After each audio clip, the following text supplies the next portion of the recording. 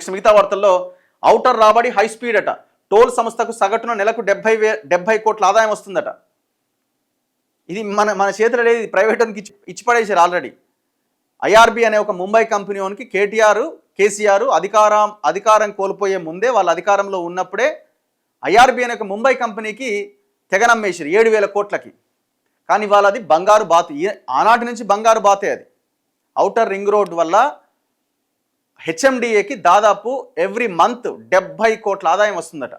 12 × 77 ఎంత అవుతుంది? లెక్కలు 840 కోట్లు అవుతుంది. అంటే దగ్గర 900 కోట్ల ఆదాయం వస్తుంది ఎవ్రీ ఇయర్. వీళ్ళు ఎన్ని సంవత్సరాలకి ఇది 20 ఏళ్ళక 30 ఏళ్ళకి లీజుకి ఇచ్చేసారు. అంటే ఒకసారి లెక్కలేయండి, 30 × 840 900 కోట్లు వేయండి.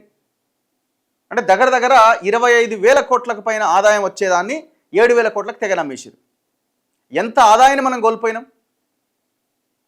దీని మీద రేవంత్ రెడ్డి మొన్న అసెంబ్లీలో లాస్ట్ సెషన్ అంతకుముందు సెషన్లో హరీష్ రావు దీని మీదనే క్వశ్చన్ అడిగితే, అబ్బా హరీష్ రావే అడిగిండు, నేను ఇక సిట్ వేస్తున్నా దీని మీద అన్నాడు. మరి ఇంతవరకు సిట్టు లేదు, బొట్టు లేదు, ఏది లేదు కదా ఇంతవరకు. ఎక్కడ పోయింది ఈ సిట్టు? ఎవరు సమాధానం చెప్పాలి దీనికి? రేవంత్ రెడ్డి సమాధానం చెప్పాలా?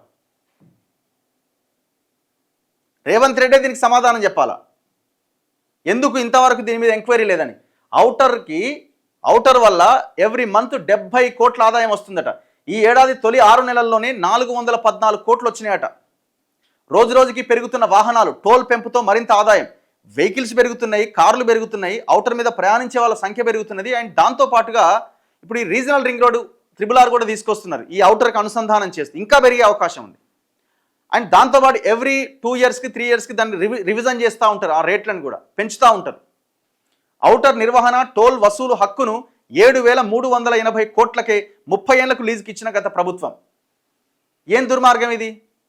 ఇప్పుడు పాత వాళ్ళని అనుకుంటే వాళ్ళు దొంగల కల్ప్రిట్స్, మరి ఆ కల్ప్రిట్స్ని ప్రజల ముందు నిలబెట్టాలి కదా, పోతున్నది కదా ఆస్తి. ఏమన్నారు మరి, రద్దు చేస్తలేరు ఎందుకు అంటే, డైరెక్ట్గా రద్దు చేస్తే వాడు కోర్టుకు వెళ్తాడు, ఎంక్వైరీ చేయాలి, ఎంక్వైరీ చేసిన తర్వాత రద్దు చేయాలన్నారు. మరి ఎంక్వైరీ ఏది? 2 ఏళ్ళు అవుతుంది కదా, గాలికి వదిలేసిరా? లేకపోతే ఐఆర్బీఐతో కాంప్రమైజ్ అయ్యిరా?